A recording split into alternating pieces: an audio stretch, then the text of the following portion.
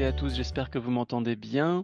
Je vais vous présenter donc en quelques slides et quelques mots, je crois qu'on a une vingtaine de minutes, le rapport 2024 de la Fondation Abbé Pierre, hein, c'est notre 29e. La Fondation Abbé Pierre, pour les personnes qui ne connaîtraient pas exactement qui nous sommes, on est évidemment né au sein du mouvement Emmaüs fondé par l'abbé Pierre. Je vous rappelle que c'était les 70 ans de l'appel de l'abbé Pierre de 54. Cette fondation a 35 ans à peu près et elle vise à collecter des dons. C'est une fondation, hein, des dons privés, 300 000 donateurs, pour les redistribuer auprès d'associations de terrain qui luttent pour la sortie des bidonvilles, la résorption de l'habitat indigne, la lutte contre la précarité énergétique. On produit également des logements très sociaux, on participe au financement de réhabilitation de taudis, et puis on a 9 agences en région, un peu partout en France. Et on a aussi un service des études que je dirige qui fait du plaidoyer, de l'expertise. On publie plusieurs rapports thématiques chaque année, mais on a le rapport annuel qui est un rendez-vous en général un peu attendu par la presse et les acteurs du secteur du logement, et que donc on a présenté le 1er février dernier, 2024, il y a un mois pile, à la Mutualité. D'ailleurs, je vous invite, pour ceux qui sont jamais venus, à venir les prochaines fois. C'est aussi en visio, hein, c'est un format hybride. C'est l'occasion d'avoir un rendez-vous un peu annuel avec les acteurs du secteur et d'avoir aussi le ministre du Logement qui vient présenter, défendre sa politique devant les participants. Cette année, c'était un peu particulier parce que nous n'avions pas de ministre du Logement. On avait par contre un ministre de la cohésion des territoires et de la transition écologique, Christophe Béchu, qui est venu défendre sa politique. Voilà. En quelques mots, donc je vais essayer de vous présenter quelques grands traits de ce rapport, essentiellement qui ont trait à la situation du mal logement et à la politique du logement. Je rappelle que nous avions également un chapitre thématique plus précis avec une enquête de terrain sur l'habitat indigne, que je ne vais pas trop présenter là parce que c'est assez compliqué, mais on pourra y revenir. Soit vous pouvez le lire en ligne, soit on peut en parler ensuite. Quelques mots avant tout, pour commencer. Vous connaissez sans doute ces chiffres, les chiffres du mal logement, qui ont le mérite de montrer la situation qui concerne une minorité, hein, de ménages en France qui sont mal logés, 4 millions de personnes mal logées, 12 millions de personnes qui sont fragilisées par rapport au logement. Donc ça fait une forte minorité quand même. Ça fait à peu près un quart des Français qui sont touchés à un titre ou à un autre par la crise du logement. Évidemment, à des degrés divers, hein. On a 330 000 personnes sans domicile, donc soit en hébergement, soit à la rue. C'est pas du tout pareil que d'être des personnes en précarité énergétique ou des personnes à qui il manque une pièce pour vivre normalement, mais quand même, ça montre que c'est pas simplement les grands exclus qui sont touchés par la crise du logement, c'est une forte minorité des Français. Mais après, l'intérêt, c'est aussi de montrer qu'il y a une majorité des Français qui ne sont pas spécialement touchés. Alors, peut-être plus légèrement, mais il ne faut pas oublier que la majorité des Français sont satisfaits par leurs conditions de logement. Donc, on est, par rapport à il y a 70 ans, quand l'abbé Pierre a lancé son appel après-guerre, dans une situation en moyenne bien meilleure. Et c'est d'autant plus scandaleux que de voir qu'en bas de l'échelle, certaines situations ont tendance à se dégrader, alors que la France est beaucoup plus riche et notamment riche de son immobilier. Mais évidemment, la France, c'est pas une personne précise, c'est l'ensemble des Français et certains s'enrichissent grâce à l'immobilier, certains vivent bien et très bien pour eux, mais d'autres, une forte minorité, sont touchés et on va voir que la politique du gouvernement n'y est pas totalement étrangère et que les perspectives cette année et dans les années qui viennent, hein, sont assez peu réjouissantes parce que c'est une caractéristique de l'immobilier, c'est immobile, ça bouge pas très vite et donc on peut anticiper sans grosse crainte de se tromper des évolutions à moyen terme. Après, ça ne veut pas dire qu'on ne peut pas changer les choses, mais ça veut dire qu'il faut s'y prendre un peu en amont, sinon on sait qu'il y a une force d'inertie assez importante. Et à ce titre, cette année 2023, elle est assez particulière. On a dit dans le rapport mal logement qu'il s'agissait d'une année noire pour les mal logés parce que quasiment tous les grands indicateurs sont au noir. Et on sait que ça prendra du temps à s'inverser si ça s'inverse un jour. Premier indicateur qui est très souvent suivi, qui ne correspond pas simplement au mal logé, mais qui est la toile de fond, on va dire, c'est le niveau de la construction de logements. des logements mis en chantier. C'est des choses concrètes, c'est pas juste des autorisations de logement. Et là, on voit qu'on est sur un niveau historiquement très bas, hein. C'est à peu près le niveau qu'on avait dans les années 90, donc avant l'effort qui a été fait dans les années 2000-2010 pour construire davantage de logements et cette prise de conscience de la crise du logement qui s'était fait jour. Et on voit que la chute, elle est brutale. On a quasiment 100 000 logements mis en chantier en moins. On est largement en dessous des 300 000 logements mis en chantier, alors que, bon, ça fait débat, mais la plupart des acteurs s'accordent à dire que pour résoudre progressivement la pénurie de logements en France, dans les zones tendues, il faudrait avoir au moins 400 000 logements mis en chantier par an pendant 10 à 20 ans, à la fois pour répondre aux nouveaux ménages qui se créent, hein, les décohabitations, les naissances, etc., les divorces, tout ça, ça crée une demande de logement importante, et puis pour résorber le stock, entre guillemets, de mal logement. Il faut, même si on avait une population stable, un nombre de ménages stable, on a une telle pénurie aujourd'hui qu'il faudrait construire davantage pour y répondre. Et on voit bien qu'en fait, avec ce niveau de construction, on est plutôt en train de creuser la pénurie de logements plutôt que de commencer à les résorber. Donc ça, c'est très inquiétant parce que le logement qui ne sort pas de terre cette année, ça veut dire des personnes qui se voient attribuer un logement en moins dans 2 ans ou 3 ans. Donc ça, c'est assez inquiétant. Vous le savez, hein, ça a été une année qui a été marquée par une mobilisation du secteur, notamment pour alerter sur ce sujet-là. C'était il y a un peu plus de 6 mois avec le CNR Logement, le Conseil national de la refondation. Il y avait eu un CNR national qui avait été lancé par le président Macron à sa réélection, et puis des CNR thématiques. Et donc les acteurs du logement s'en sont emparés. Christophe Robert, notre délégué général, avec Véronique Bédag, la PDG de Nexity, donc des acteurs assez différents, promoteurs et puis associations de mal logement d'un côté et de l'autre. Et ce secteur, après beaucoup de mois de travail, avait proposé plein de solutions au gouvernement pour relancer le secteur, parce qu'on voyait bien que c'était en train de chuter. Et à notre grande déception, c'était en juin 2023, il n'y a eu quasiment aucune annonce de la part du gouvernement, à part des nouvelles coupes budgétaires au moment de la présentation des solutions du CNR Logement. Et donc, tout le secteur est un peu vent debout en ce moment, et ce qui devait arriver arriva. On voit cette chute de la production. Nexity hier a annoncé un plan de suppression d'emplois parce qu'en fait, le logement, c'est aussi des gens qui le font, et quand il y a moins de projets qui sortent de terre, ben, c'est aussi l'emploi qui trinque, et notamment ben, des salariés assez modestes. Donc c'est aussi une autre partie du problème. Après, parfois, on a entendu une petite musique, notamment de la part de Bercy, qui disait mais c'est pas si grave, la France n'a pas tellement besoin de logements finalement. On a une démographie qui est moins dynamique qu'auparavant. Elle l'est encore, mais elle est moins qu'auparavant. Il y a une baisse des naissances, etc. Et donc, bah, si on fait 300 000 logements par an, finalement, c'est pas si grave, c'est pas plus mal. Nous, on conteste cette analyse, mais on peut la comprendre, enfin, on peut l'entendre. En revanche, là où c'est vraiment totalement indéfendable, c'est que cette baisse de la production a touché également fortement la production de logements sociaux. Et là, en termes de logements sociaux, donc vous savez qu'il y a 3 catégories de logements sociaux, ceux qui sont montrés dans ce graphique, ils sont tous en baisse, hein. Euh, Ces logements sociaux, ils viennent répondre à une demande qui est assez claire, qui est très forte. Dans les zones tendues, vous devez attendre 10 ans pour avoir une chance d'obtenir un logement social. Et ceux qui attendent un logement social, c'est pas pareil que les personnes qui attendent soit une résidence secondaire, soit de changer de région parce qu'ils ont envie de quitter l'Île-de-France ou je ne sais quelle région, soit des ménages qui prévoient d'avoir un enfant de plus et qui se disent ben, on serait bien avec une pièce en plus un jour. Souvent, les demandeurs de logements sociaux, aux 3 quarts, sont des ménages qui sont au niveau du SMIC ou en dessous, donc qui ont des conditions de logement en général qui sont très difficiles. Et il y a une concurrence, parce qu'il y a une telle pénurie, il y a une concurrence entre des femmes victimes de violences conjugales, des personnes sans domicile, des travailleurs qui dorment dans leur voiture, des gens qui sont au camping, des ménages en surpeuplement accentué, donc qui ont 3 enfants dans la même chambre, les parents qui dorment sur le canapé du salon. Enfin, c'est ce genre de situations-là qui sont mises en attente à cause du manque de logements sociaux. Et là, en termes est-ce qu'on commence à résorber la pénurie de logements sociaux, le graphique vous montre qu'on est mal parti. On a commencé ce quinquennat avec quasiment 125 000 logements sociaux financés par an, et on en est aujourd'hui à un niveau qu'on n'avait jamais connu depuis une trentaine d'années, de 82 000 logements sociaux financés. Donc c'est très peu. je rappelle, hein, pour avoir un ordre de grandeur, l'objectif du gouvernement Hollande, qu'il n'avait pas complètement atteint, mais c'était d'avoir 150 000 logements sociaux par an. Donc là, on en est à la moitié à peu près de cet objectif-là, et on voit que c'est encore entraîné à la baisse. La Caisse des dépôts a fait une étude perspective chaque année sur les perspectives de production HLM en fonction de l'équilibre financier des organismes HLM.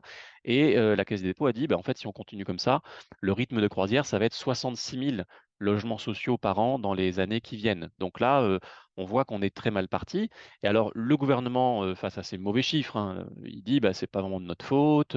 Il y a eu la conjoncture. Effectivement, la conjoncture internationale, elle est assez mauvaise. La hausse des prix de l'énergie, la hausse des taux d'intérêt surtout, ça fait 3 milliards d'euros de moins pour les bailleurs sociaux chaque année parce qu'il faut qu'ils remboursent toutes leurs dettes à taux variable à la Caisse des dépôts et ça leur fait 3 milliards de dépenses de plus. Après, le gouvernement dit les élus locaux, si parfois sont pas assez volontaristes, etc., etc. Mais ce que le gouvernement oublie de dire, c'est que une des causes principales qui a eu lieu là en 2017, hein, c'est-à-dire au moment où commence la chute de la production HLM, c'est une décision des décisions du gouvernement euh, totalement négatif pour le logement social. Il faisait même pas semblant que ce soit une sorte de deal gagnant-gagnant, hein. Augmentation de la TVA sur le logement social, ce qui est assez étonnant, c'est-à-dire que c'est le seul secteur qui a été fortement ponctionné dans l'immobilier à ce moment-là, alors que c'est le seul secteur qui a but non lucratif, qui produit des logements avec des loyers plafonnés pour des ménages avec des plafonds de ressources et des ménages dans le besoin. Et donc, c'est assez difficile de comprendre qu'on va les ponctionner eux. Et puis surtout, il y a eu ce qu'on a appelé la réduction de loyer de solidarité, qui est une ponction sur le monde HLM d'1,3 milliard par an, pour des raisons purement budgétaires, hein. Ils prétendaient pas que ça allait aider le secteur à s'améliorer, hein. Et donc ça, évidemment, bah, avec moins d'argent, les bailleurs sociaux, puisque de toute façon, ils versent pas de stock options, de dividendes, de hauts salaires, bah, et s'ils ont moins d'argent, ils font moins. Et donc, ça touche l'entretien, la rénovation, la réhabilitation, et puis la production, parce que l'entretien, c'est difficile de toucher à l'entretien de votre parc HLM quand vous êtes un bailleur social, parce qu'il y a des gens qui frappent à votre porte, qui disent l'ascenseur marche pas, il faut repeindre la cage d'escalier, etc., etc. En revanche, la solution de facilité, quelque part, et la solution même raisonnable, hein, c'est de limiter l'investissement dans la production neuve. Et ça, bah, c'est ceux qui en sont les victimes, vous allez voir qui c'est eux. C'est les ménages qui attendent un logement social. Et là, la courbe, elle est effrayante. Vraiment, on est maintenant à 2,6 millions ménages, donc 5 millions de personnes, hein, qui ont une demande HLM en attente. Et ça fait évidemment beaucoup de monde. Et on voit que la hausse, elle est vertigineuse. On prend 150 000 ménages par an à peu près. Donc c'est très inquiétant et c'est pas sur le point de se résorber, notamment parce qu'il y a moins de turnover dans le monde HLM maintenant. Il y a moins de gens qui quittent le logement social. D'une part parce que bah, l'accès à la propriété, c'est souvent ça la voie de sortie du logement social, est de plus en plus difficile. On a une paupérisation de l'occupation du parc social. Donc évidemment, quand vous êtes au SMIC, un SMIC et quelques, acheter une maison dans le privé, c'est assez inaccessible. Et puis on a un vieillissement hein, des habitants du parc HLM, notamment ceux qui sont entrés au moment des Trente Glorieuses, et on sait bien que les personnes vieillissantes sont moins mobiles. Et donc ça veut dire qu'il y a moins de logements sociaux qui se libèrent naturellement par le jeu du turnover. Et donc c'est la production neuve, elle est d'autant plus importante pour répondre à la demande de ménages en attente. Donc ça, c'est un aspect très inquiétant. Vu la conjoncture hein, dont j'ai parlé avec la hausse des taux, on aurait pu penser que le gouvernement qui avait eu des choix très négatifs sur le logement social, mais après tout, c'était une politique, aurait pu se dire, écoutez, là, peut-être on avait raison de le faire en 2018, mais il se trouve que là, la conjoncture est très inquiétante, et donc on va peut-être corriger le tir, parce qu'on voit que la production HLM chute, que ça a des effets en cascade sur plein de secteurs, et notamment sur la production privée, parce que beaucoup de programmes sont mixtes. Et puis, des conséquences sociales, si ça peut les intéresser quand même de temps en temps. Et en fait, non, il n'y a pas eu de plan de relance du logement social, ça avait été annoncé, puis en fait, il s'est quasiment rien passé. Ils ont limité la hausse des taux d'intérêt, donc c'est juste une limitation très légère de la casse, mais donc c'est quand même une situation financière des bailleurs sociaux qui est très négative. Et puis là, ils font même plus semblant de dire qu'ils vont faire un plan de relance. Le nouveau gouvernement et le nouveau ministre du Logement, Guillaume Casbarian, dit qu'il faut relancer le logement, mais le logement privé. Il ne parle pas spécialement de logement social. En tout cas, il n'y a aucun plan sur la table pour essayer de trouver des solutions. Donc ça, c'est quand même très, très inquiétant. Et puis, pour ce qui est davantage notre cœur de métier à la Fondation Abbé Pierre en termes de conséquences de cette pénurie de logements et de logements sociaux notamment. On a les personnes qui sont sans domicile et même qui sont sans abri. Les sans domicile, c'est les personnes qui sont soit à la rue, soit en hébergement. Elles sont 330 000, hein, je l'ai dit. Elles étaient 143 000 en 2012, donc on a plus que doublé en 10 ans. C'est extrêmement inquiétant. On a quadruplé en 20 ans. Et alors, ça reflète à la fois une augmentation du parc d'hébergement. Il y a 200 000 personnes en hébergement généraliste qui sont donc hébergées par l'État dans des hôtels, dans des centres d'hébergement d'urgence ou de réinsertion chaque soir en France. Mais malgré cette hausse du nombre de places d'hébergement, on voit que ça ne suffit pas parce qu'il y a une grande exclusion du logement, une montée de la précarité et que même avec cet effort en augmentation chaque année depuis 20 ans, hein, il y a des gens qui sont refoulés au 115. Le 115, c'est le numéro d'urgence pour avoir une place d'hébergement le soir. Donc c'est ce graphique-là qui court sur les 2 dernières années, hein, de 2022-2023, et qui montre une augmentation très inquiétante des demandes non pourvues au 115. Donc c'est chaque soir, on regarde le nombre de personnes qui ont appelé le 115 et qui ont été refoulées par le 115 faute de place. Donc on est monté à des niveaux cette année en 2023 à l'automne 2023, plus de 8 000 personnes qui appellent chaque soir le 115 sans solution, alors qu'on était à 2 fois moins en début d'année 2022. Et j'ai regardé des chiffres de 2020, avant la crise Covid, hein, on était à de l'ordre de 3 000 demandes non pourvues, entre 2 et 3 000 par an. Donc on voit qu'il y a une augmentation qui est assez forte et que ce qui change par rapport à précédemment, au-delà du fait qu'il y a une augmentation, c'est que même les publics les plus vulnérables qui appellent le 115, et donc je pense notamment aux enfants, mais aussi aux personnes, aux femmes enceintes, aux personnes avec des maladies graves. Quand il n'y a pas de place, il n'y a pas de place, et donc elles sont refoulées. Et on est monté jusqu'à 3000 mineurs accompagnés de leurs parents, hein, 3000 mineurs qui sont refoulés chaque soir au 115 et qui donc se retrouvent à la rue, sous des tentes, et puis de plus en plus hébergés, faute de mieux, dans des écoles. Il y a eu une grosse mobilisation que vous avez dû voir, hein, cette année et les années précédentes, par des enseignants, des parents d'élèves qui occupent leurs écoles, leurs gymnases, d'eux-mêmes, hein, c'est parfois même contre l'avis du rectorat, même parfois avec des menaces du rectorat, qui occupent des écoles parce qu'ils ne peuvent pas accepter que des enfants, que les copains de leurs enfants restent à la rue et viennent à l'école le matin, le ventre vide, après avoir passé la nuit à la rue. Donc ça, c'est une réalité qu'on ne connaissait pas à ce point-là il y a quelques années. C'est extrêmement préoccupant. Euh, donc ça, c'est les gens qui ont du mal à obtenir un logement. Et il y a aussi de l'autre côté, ce qui aboutit au même résultat, des personnes qui ont perdu leur logement ces derniers temps. Et ça, c'est le résultat à la fois de la hausse des prix du logement, de la hausse des loyers tendanciels. C'est pas tellement cette année que les loyers ont augmenté, mais c'est essentiellement depuis les années 2000. On a une hausse des loyers dans les zones tendues. Et puis cette pénurie qui fait qu'il y a une concurrence pour l'accès au logement, notamment au logement locatif privé, qui est très forte et que avec une montée de la précarité, on l'a vu, hein, on a gagné entre guillemets 500 000 personnes sous le seuil de pauvreté en 2021, et donc c'est que le début parce que c'est 2021, c'est le avant la grande vague d'inflation, de hausse des prix de l'énergie. Et donc, on voit une montée des impayés de loyer, des impayés de charges dans les copropriétés. Tout ça, ça aura des conséquences encore dans les années qui viennent. C'est pour ça que je dis qu'on est encore sur une bombe à retardement qu'on voit exploser, mais qui n'a pas fini d'exploser si on ne change pas de braquet. Et ça se traduit, cette difficulté à payer son loyer, par une augmentation tendancielle des expulsions locatives, hein, depuis les années 2000. Et on a en 2022, les derniers chiffres qu'on a, un record historique, 17 500 expulsions locatives, donc de ménages expulsés avec le concours de la force publique, donc par la police, sachant qu'il y a en général, on dit, 2 à 3 fois plus de ménages qui partent d'eux-mêmes parce qu'ils sont condamnés par la justice à quitter leur logement, et parfois ils n'attendent pas que la police les mette dehors, ils partent d'eux-mêmes. Donc ça, c'est une réalité qui est assez massive et qui vient alimenter le sans-abrisme, comme on dit, les personnes qui ensuite vont se retrouver hébergées par de la famille, hébergées dans des hôtels pendant des mois et des années. Donc c'est assez dramatique. On a eu un creux, vous avez vu, hein, pendant les années Covid 2020-2021, où il y avait eu des choix politiques d'avoir un peu moins de sévérité de la part des forces de l'ordre pour expulser les mal logés. Mais là, on est reparti comme en 40 avec une nouvelle hausse. Et ce qui nous inquiète, et vous l'avez sans doute vu, c'est qu'on a un nouveau ministre du Logement, Guillaume Kasbarian, depuis quelques semaines, qui s'est fait connaître par non pas sa volonté de prévenir des expulsions locatives, ce qui est là une politique publique, hein, en tant que telle, menée par les différents gouvernements depuis des années, mais volonté d'accélérer d'augmenter les expulsions locatives, ce qui est assez nouveau quand même, de la part d'un député de la majorité.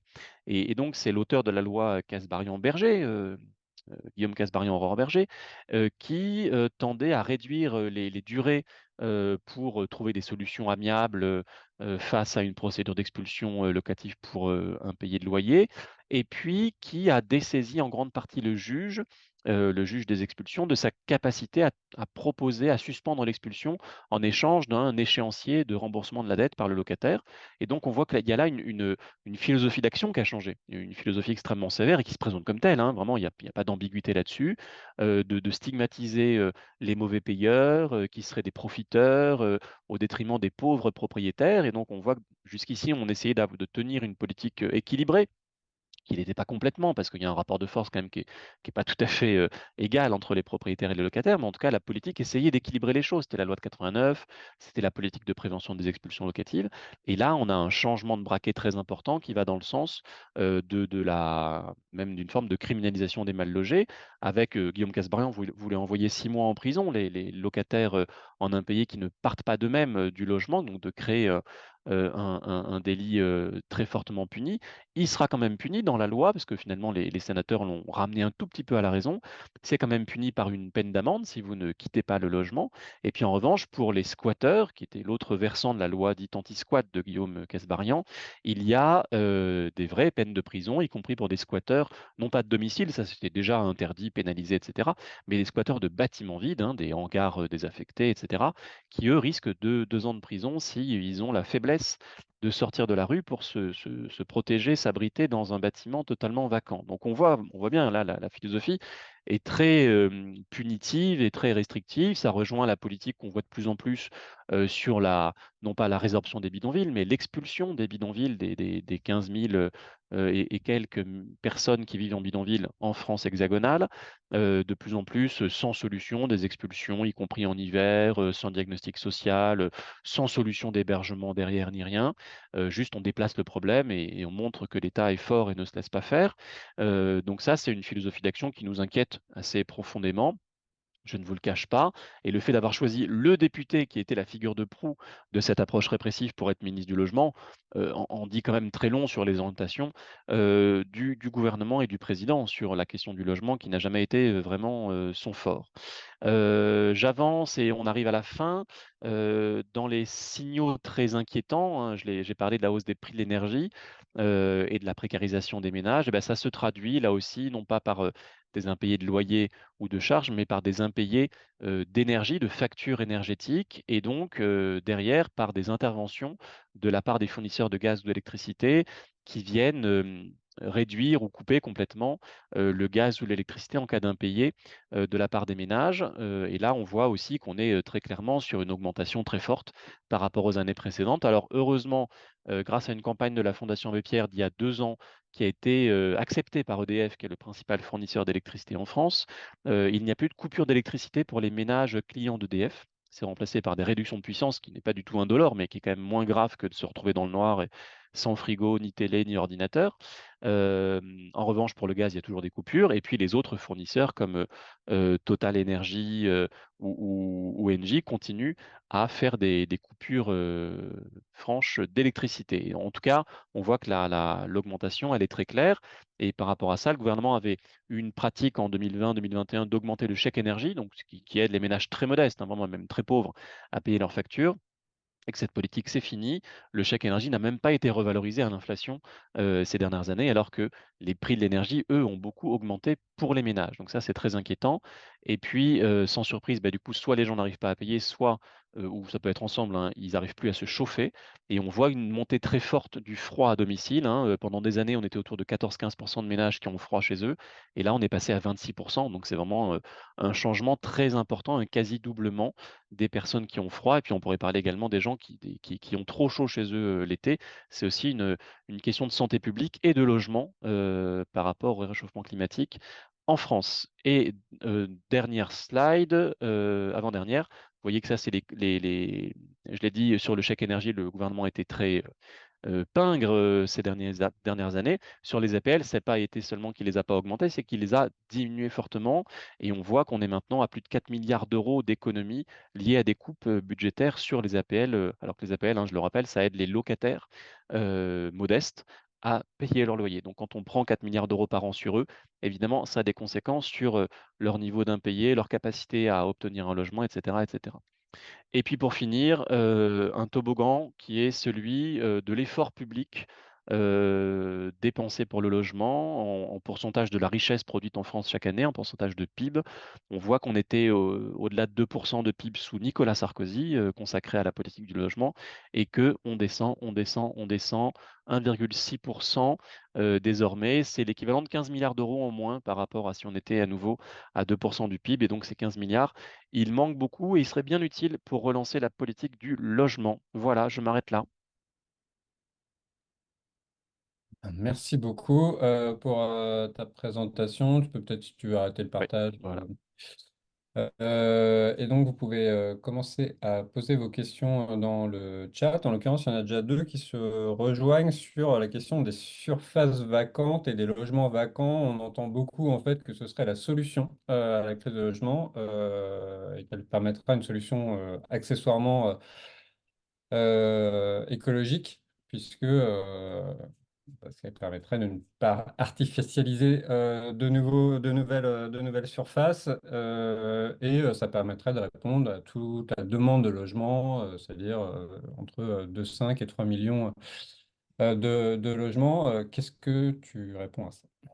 Oui, oui, bah, c'est une très bonne question. Je pense qu'on aura l'occasion peut-être de faire un petit webinaire aussi dans quelques temps, parce qu'avec la Fondation pour la Nature et l'Homme, FNH et la Fondation Abbé Pierre, on sort bientôt un rapport sur comment faire le ZAN, donc le zéro artificialisation nette, comment éviter d'artificialiser et répondre à la crise du logement quand même. Et donc évidemment, ça fait partie des réponses, le fait de lutter contre la vacance, hein, on a 3 millions de logements vacants, et lutter contre les surfaces vacantes, c'est ce que vous dites. Il y a certes cette question des logements totalement vacants. Il y a les logements qui sont partiellement vacants. Une partie de l'année, c'est les résidences secondaires, qui sont à peu près autant, hein, à peu près 3 millions. Donc là aussi, il y a quand même un gisement potentiel. Tout ça n'est pas simple, hein, parce que les logements vacants, bah, une partie d'entre eux, ils sont vacants entre deux locations, entre deux transactions. Ils sont en travaux parfois, et puis ils sont parfois aussi dans des zones où il n'y a pas de demande. Donc on peut les mobiliser, mais ça ne va pas aider grand monde. Mais il se trouve que quand même sur les 3 millions de logements vacants, on estime qu'il y en a 200 000 à peu près qui sont utilisables dans des zones tendues et qui sont en état correct. Ça ne veut pas dire que les autres, on peut rien faire. C'est-à-dire, on peut réfléchir à l'aménagement du territoire. On sait que c'est quand même très aléatoire et que de toute façon, ça prend beaucoup de temps. On peut faire des travaux, évidemment, sur ces logements, mais tout ça prend du temps. En revanche, oui, ce qu'on pourrait mobiliser, c'est 200 000, 300 000 logements vacants en bon état dans les zones tendues. Après, ça, c'est sur le papier, mais en vrai, toutes les collectivités, y compris les plus volontaristes, hein, je pense à la métropole de Strasbourg, qui avait lancé même un réseau des collectivités contre le logement vacant, les résultats obtenus en mobilisant un par un les propriétaires, en leur écrivant, en proposant des solutions de gestion locative clé en main, de travaux accompagnés, etc., les résultats sont quantitativement très faibles, hein. On parle de quelques centaines de logements par an au maximum dans une grande métropole comme Strasbourg. Donc on ne va pas résoudre la crise du logement en résorbant le logement vacant parce que le logement vacant répond aussi, enfin l'augmentation qu'on a connue surtout dans les années 2010 répond à des facteurs structurels qui sont difficiles à résorber comme ça en claquant des doigts. Bon. Sur les résidences secondaires, là, il y a un potentiel important, notamment celles qui sont dans des zones tendues, notamment les zones touristiques. Mais là encore, ces résidences secondaires appartiennent à des gens et puis répondent à des aspirations, en tout cas à des besoins qui sont des besoins évidemment moins vitaux que d'avoir son premier logement, c'est un deuxième logement. Mais il n'empêche qu'il y a beaucoup de Français qui, parmi les plus aisés évidemment, mais qui ont une résidence secondaire et qui y tiennent et qu'on ne va pas exproprier comme ça. On peut essayer de lutter contre la prolifération des résidences secondaires dans les zones où il y a un déséquilibre très fort, notamment les zones touristiques, mais c'est pas simple parce que bah, la propriété privée en France, elle est quand même protégée. Là où vous posez une question aussi très juste, hein, c'est sur les surfaces qui sont sous-utilisées, non pas dans le temps, mais dans l'espace, c'est ce qu'on appelle le sous-peuplement. Et là, c'est assez massif. Il y a une majorité des logements en France, notamment des maisons, qui sont sous-peuplées. Et même, alors sous-peuplées, c'est quand vous avez une pièce de trop par rapport à la norme de l'INSEE. la norme de l'INSEE, elle est relativement stricte, hein. C'est-à-dire que si vous avez deux enfants, par exemple, de, je sais pas, de 5 et 9 ans, s'ils ont chacun leur chambre, d'après l'INSEE, vous êtes en sous-peuplement. Bon, on va pas venir vous prendre une chambre pour et forcer vos enfants à cohabiter. Ce qu'il faut regarder, c'est là où il y a un sous-peuplement plus fort, où les gens, ils sont en gros seuls ou à deux dans une grande maison de 100 mètres carrés. Et là, c'est effectivement pas hyper rationnel dans un pays qui a aussi une pénurie de logements. Mais encore une fois, c'est difficile parce que là, on est sur la patte humaine. On ne peut pas réquisitionner les chambres des gens. Ça s'est fait hein, par le passé, mais ce n'est pas une solution qui est réaliste aujourd'hui.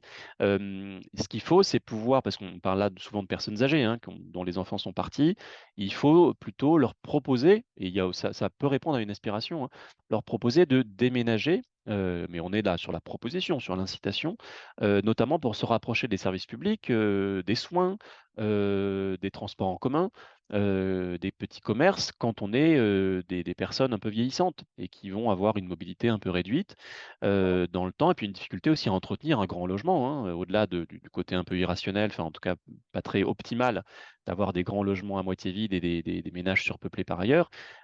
Entretenir un grand logement, chauffer un grand logement quand vous êtes une personne âgée modeste, c'est difficile.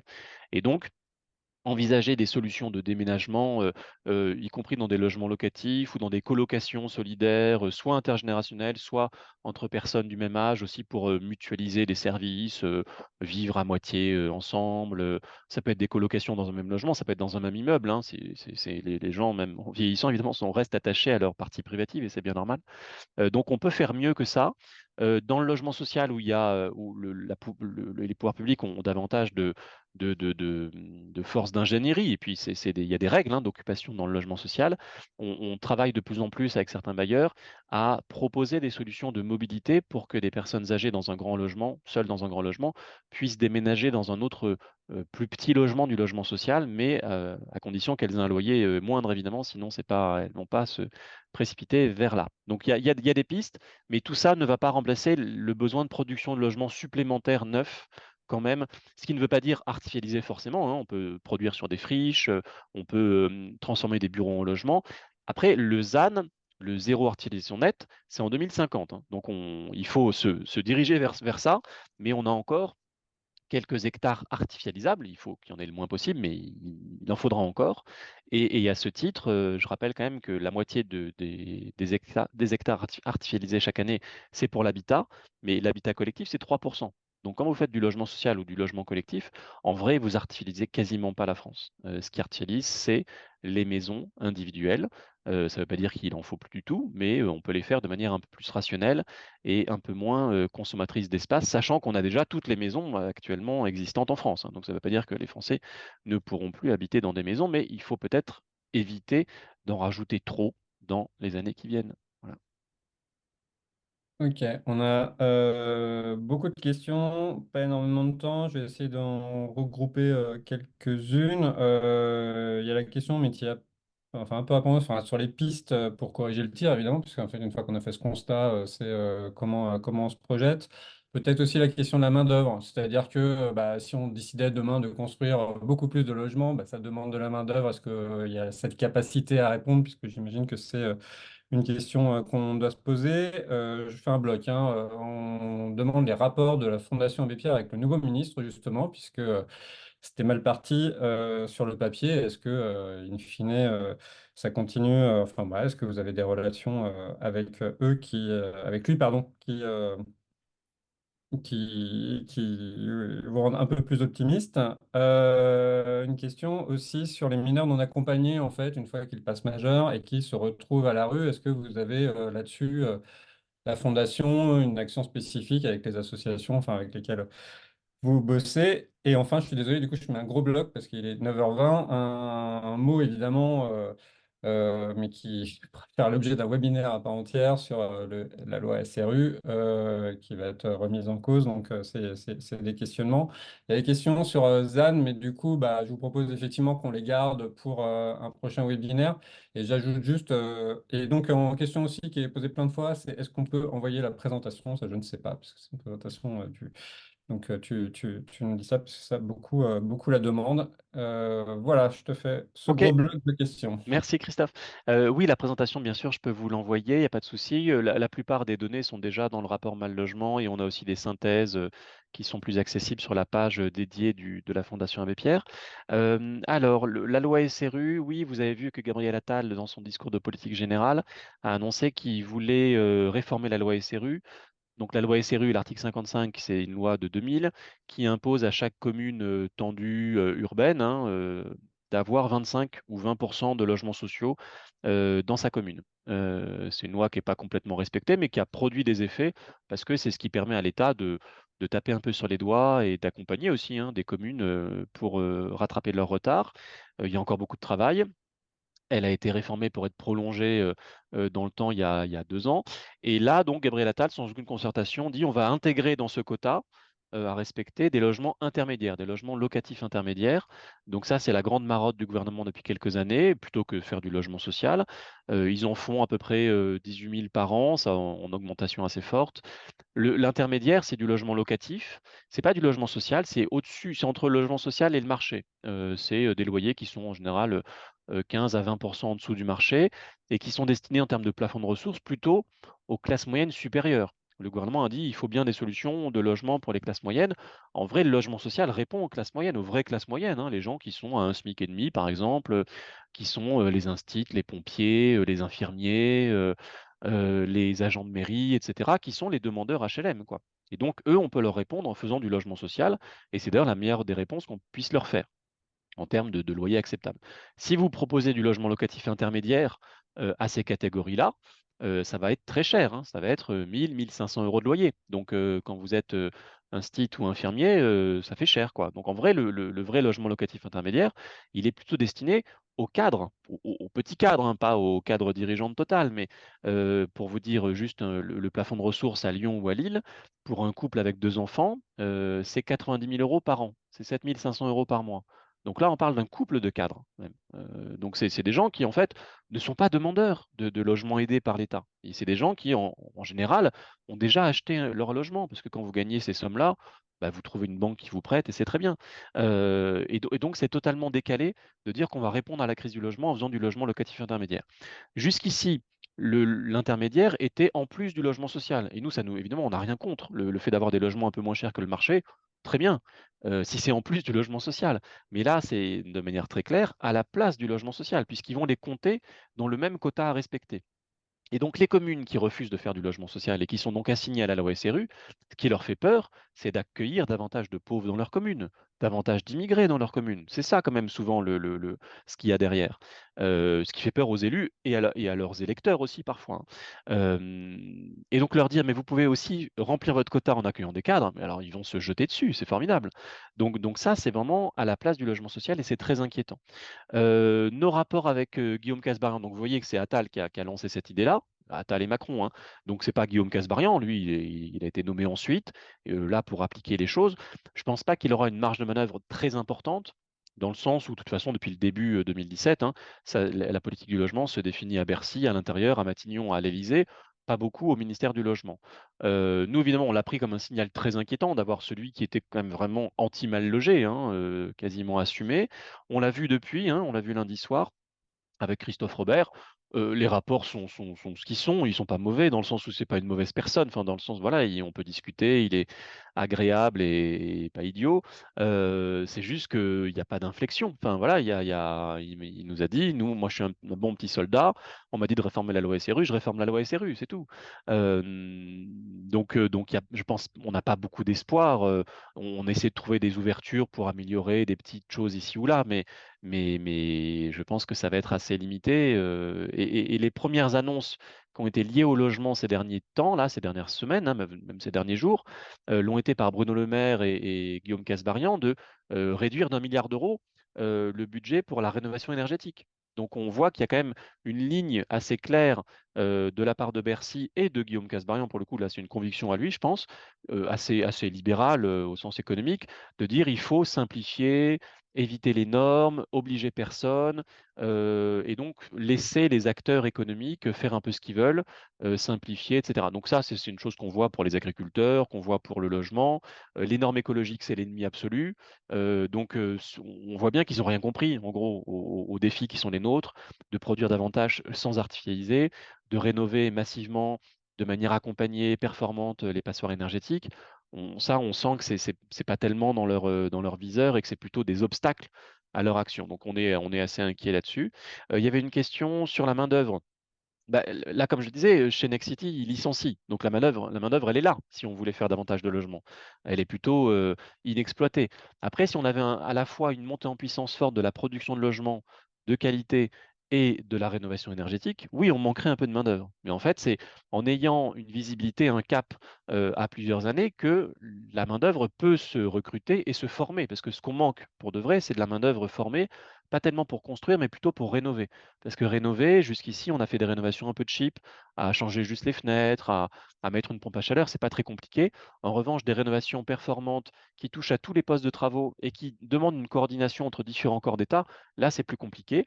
Il faut un peu d'ingénierie et on en manque. Mais ça, il faut à la fois trouver des jeunes intéressés, bien les traiter, hein, les régulariser quand ils ont besoin de papier, et travailler sur les conditions de travail, la sécurité au travail sur les chantiers, c'est quand même un sujet en soi, et puis la rémunération et la pénibilité. Si on avait un cap clair là-dessus, ça pourrait aider. Mais aujourd'hui, c'est vrai on peut en manquer sur la rénovation énergétique. Et puis, il y avait une dernière question sur les MNA, protection de l'enfance. Effectivement, ça fait partie des gros sujets et et des flux qui amènent au nombre de personnes sans domicile qu'on connaît, hein. C'est qu'à partir de 18 ans, ou 21 ans parfois, les jeunes qui ont été pris en charge par les départements au titre de la protection de l'enfance sont un peu laissés à eux-mêmes avec des conditions de diplôme, de soutien par leur famille, par différentes relations sociales, familiales, sont plus faibles que les autres, évidemment, et donc sont un peu laissés dans la nature. Il y a aussi une augmentation du nombre de jeunes pris en compte, pris en charge par l'aide sociale à l'enfance, et notamment des MNA, des mineurs non accompagnés, qu'on appelait les mineurs étrangers isolés auparavant. Et ça, on voit même des départements. Alors après, c'est décentralisé, donc il y a une grande diversité, et des départements qui disent on ne veut plus des MNA. Et en gros, on ne veut plus des enfants étrangers, hein, et qu'ils le disent, c'est illégal, et ça fait partie de à la fois de leurs compétences obligatoires et du principe de non-discrimination. On ne peut pas discriminer un mineur parce qu'il est étranger ou pas étranger. Pourtant, certains l'annoncent, le font, et donc c'est très inquiétant.